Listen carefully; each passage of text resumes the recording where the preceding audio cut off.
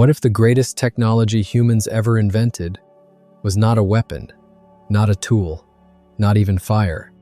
What if it was something far older and far more powerful than any of those things? For most of human existence, survival was fragile. Early humans lived in a world that was not built for them, surrounded by predators that were stronger, faster, and far better adapted to the environments our ancestors struggled just to endure. We had intelligence, but intelligence alone does not stop hunger. Intelligence alone does not stop the cold from killing you before morning. And yet, our species found a different way through. Not by becoming stronger than nature, not by overpowering it alone, but by doing something no one expected. We began partnering with it. Long before the first cities, long before agriculture, long before anything we would call civilization, humans began forming deep alliances with other animals. Each partnership solved a problem human biology alone could not solve. Each one quietly removed a limitation that should have ended us. But these partnerships were never free. Every animal that walked beside us gave something, and every one of them took something in return. The first partnership began with wolves, not through capture, not through force, not through anything that resembled domestication as we understand it today. It began through something far more subtle and far more human. It began through proximity, through patience, through the slow, quiet erosion of fear on both sides. Somewhere between 15 and 30,000 years ago, certain wolves began drifting closer to human camps. Not the aggressive ones, not the dominant ones, the bold ones, the curious ones. The ones willing to trade a little wildness for the guarantee of a meal. They lingered at the edges of firelight, watching, waiting, testing the boundary between danger and reward. And certain humans let them. Over generations, something extraordinary happened. The boldest wolves gained access to food. The most tolerant humans gained something they had never had before, a living alarm system that never slept. A hunting partner that could track by scent across distances no human eye could follow. A presence at the edge of camp that made the darkness feel just slightly less threatening. The result was the first dog. And with it, humanity's first true survival upgrade. Groups with dogs could detect danger earlier, they could hunt more efficiently, they could cover more ground and lose fewer people to the predators that stalked the same landscapes they did. But this partnership came with a real cost. Dogs needed food even when hunts failed. They needed care even in the hardest seasons. Survival was no longer a solitary calculation, it became a collective one. Resources once hoarded were now shared. Trust was no longer just a human social tool. It became a survival strategy. In learning to live alongside wolves, humans may have learned something far more important than hunting. They may have learned how to trust.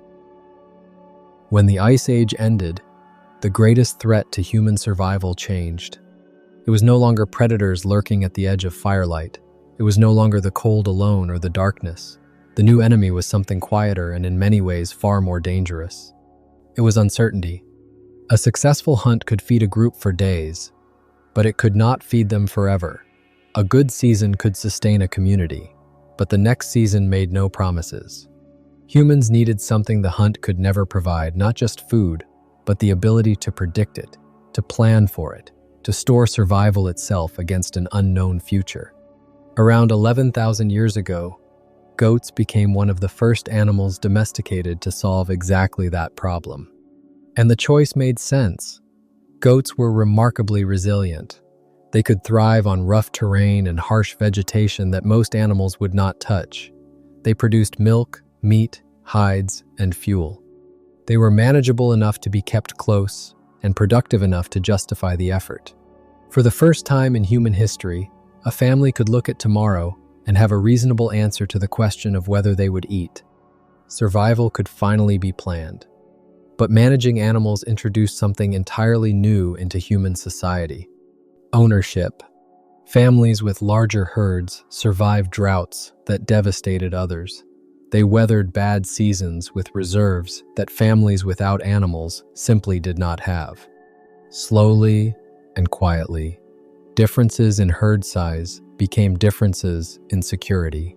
Differences in security became differences in power. Goats did not just stabilize food. They introduced the earliest seeds of economic inequality into human civilization. Goats solved the problem of hunger. But hunger was never the only thing trying to kill early humans.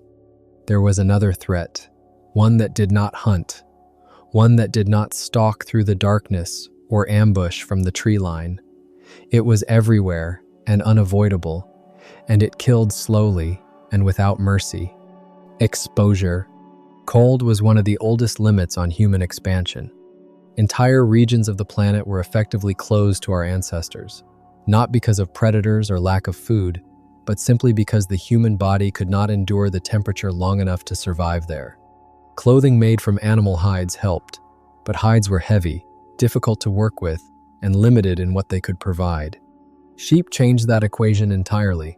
Through generations of selective breeding, sheep began producing something extraordinary, a fiber that was light, insulating, renewable, and workable in ways that raw hide never could be. Wool allowed humans to build clothing systems that could be layered, repaired, and adapted to shifting conditions.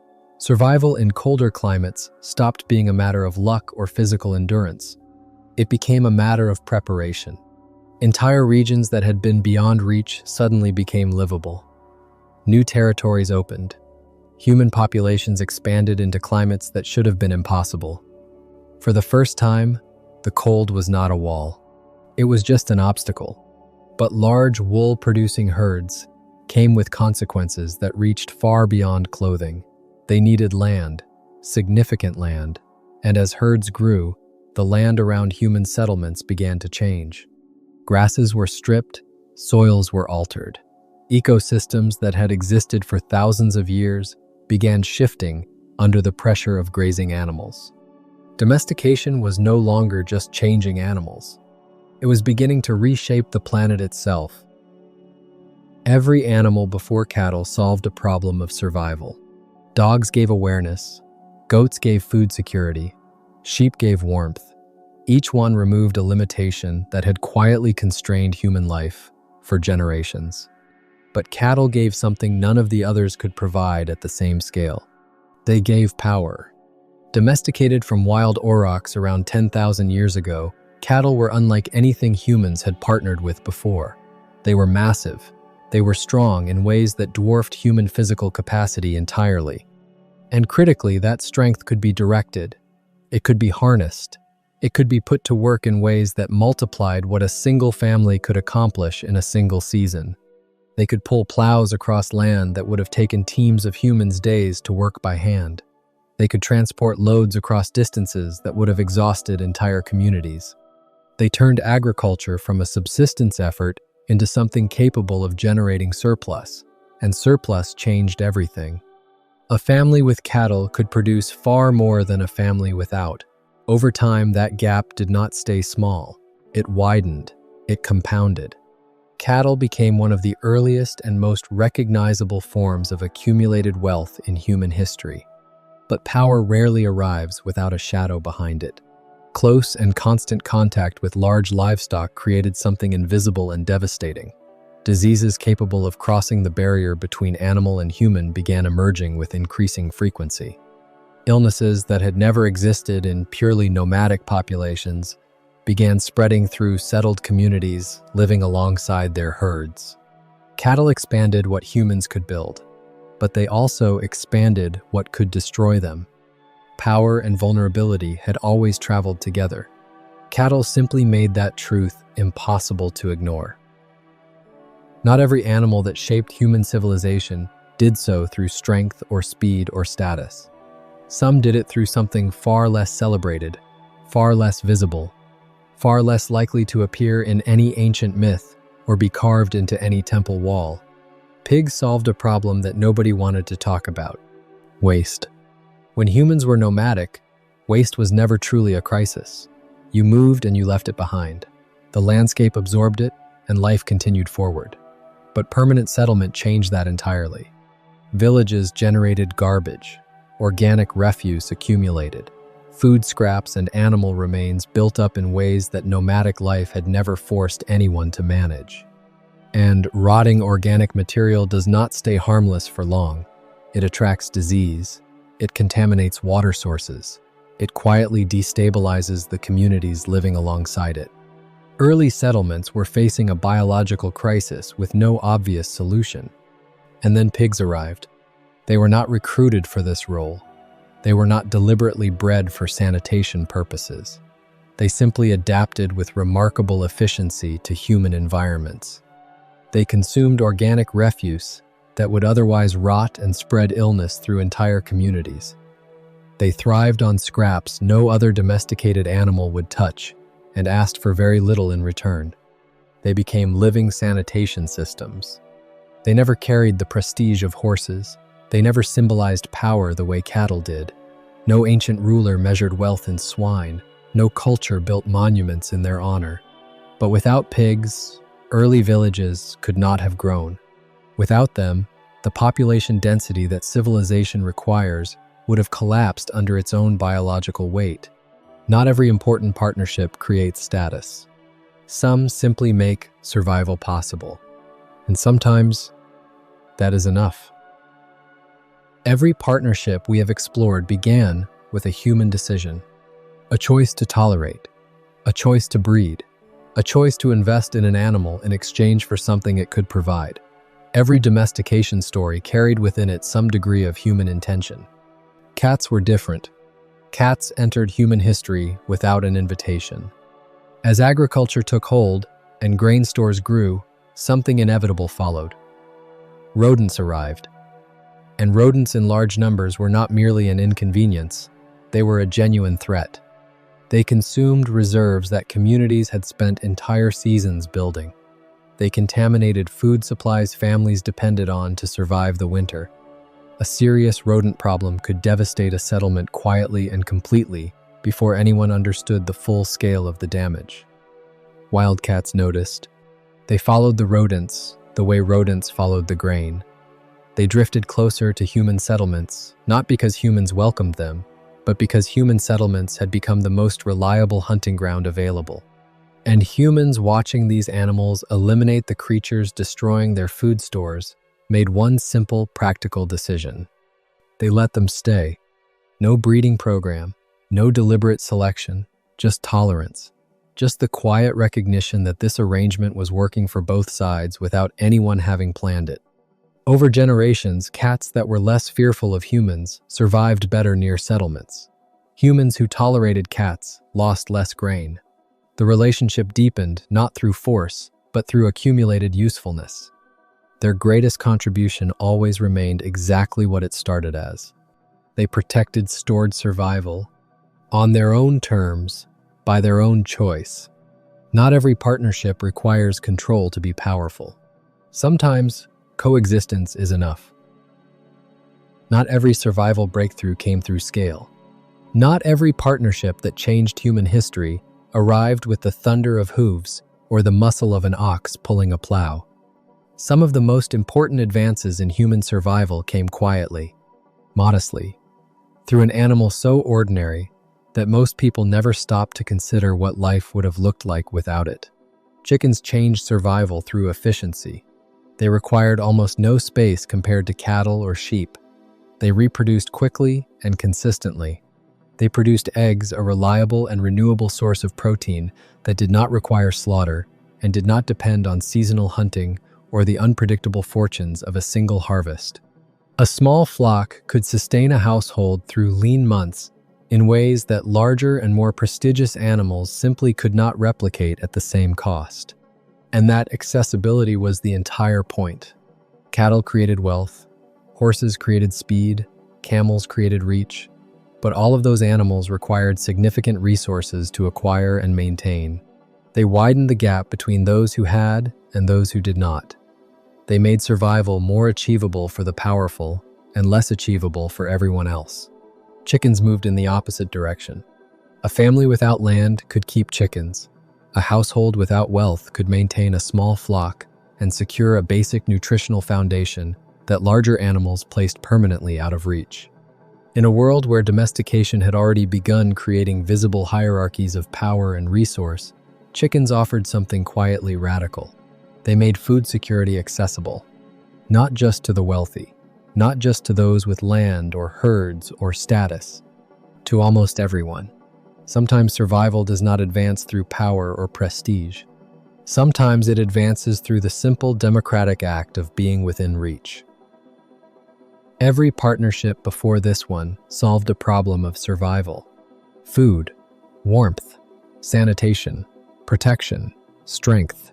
Each animal removed a biological limitation that had quietly constrained human life for generations. But the domestication of the horse solved something more abstract, something harder to measure and yet impossible to overstate. It solved distance. Around 5,500 years ago, horses were first ridden, and the world became fundamentally smaller overnight. Trade networks that had been limited by how far human legs could carry a load suddenly expanded across vast territories. Messages that once took weeks to travel reached their destination in days.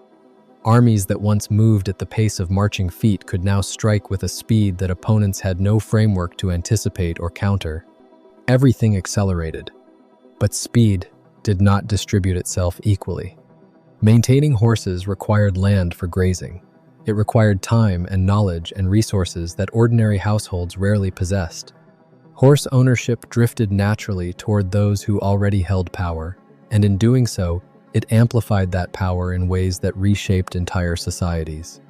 Those who moved faster controlled more territory. They gathered more information. They responded to threats and opportunities before anyone on foot could even recognize them. Speed became one of the earliest and most durable sources of political and military dominance in human history. The horse did not just change how humans moved. It changed who got to decide where humanity was going. And that shift in power, quiet at first, and then impossible to ignore, echoes through every empire, every conquest, and every civilization that rose on the back of this one extraordinary animal. The horse captured the imagination of civilizations. It symbolized power. It symbolized speed. It symbolized the kind of dominance that empires were built upon and poets wrote about for thousands of years. When ancient rulers commissioned monuments to their greatness, they put themselves on horseback. The horse was glory made visible. The donkey was something else entirely. The donkey was the animal that actually kept civilization running. Around 5,000 years ago, donkeys became the quiet, logistical backbone of the ancient world. They were not fast. They were not spectacular. They inspired no monuments and no myths of conquest. But they possessed something that speed alone could never replace. They were reliable. They could carry substantial loads across terrain that wheeled vehicles could not navigate. Mountain passes, rocky hillsides, narrow desert tracks. The kinds of routes that connected distant communities and made trade between them possible in the first place. Metals moved on donkey backs, salt moved on donkey backs. Textiles and grain and the countless materials that complex economies require to function moved steadily and consistently on donkey backs across the ancient world. Civilization does not grow through speed alone. It grows through the unglamorous daily work of moving things from where they exist to where they are needed. It grows through reliability, through consistency, through the kind of steady effort that never makes it into the history books, but without which the history books would have nothing to record. The donkey never symbolized prestige, but prestige itself could not have existed without everything the donkey quietly carried. Every animal we have examined solved a problem that existed within the boundaries of the known world. Dogs protected camps that humans already occupied. Cattle strengthened land that humans already farmed.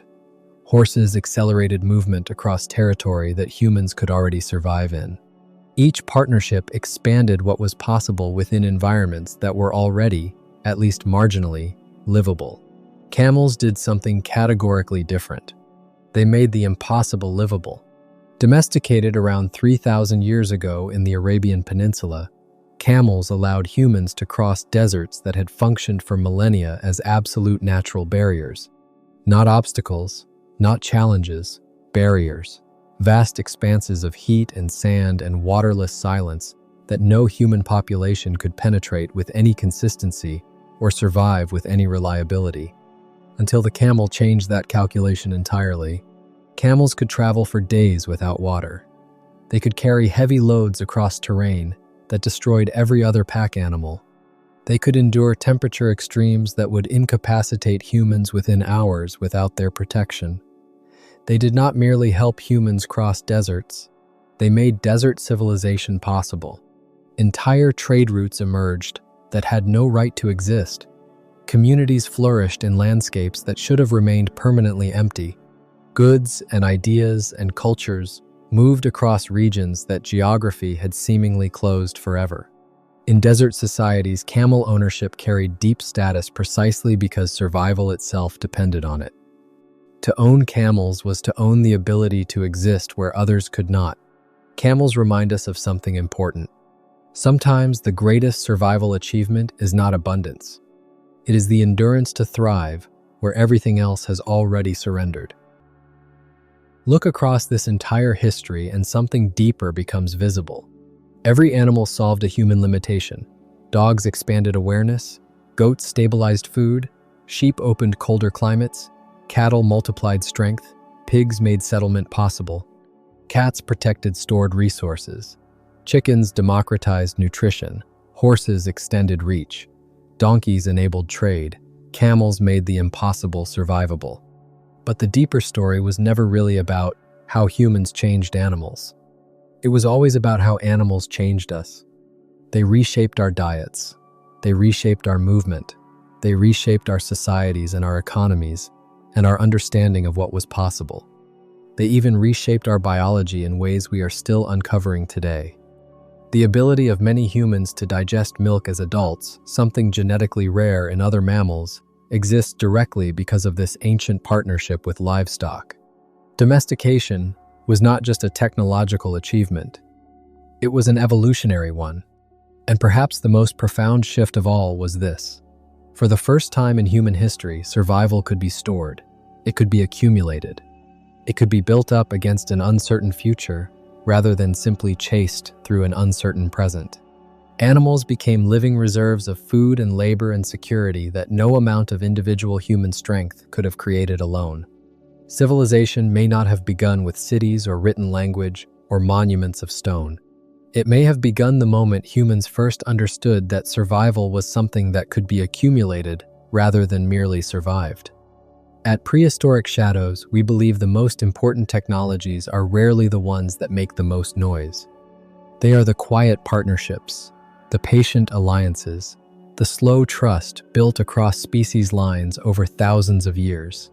Because in the end, the species that learned to survive together survived.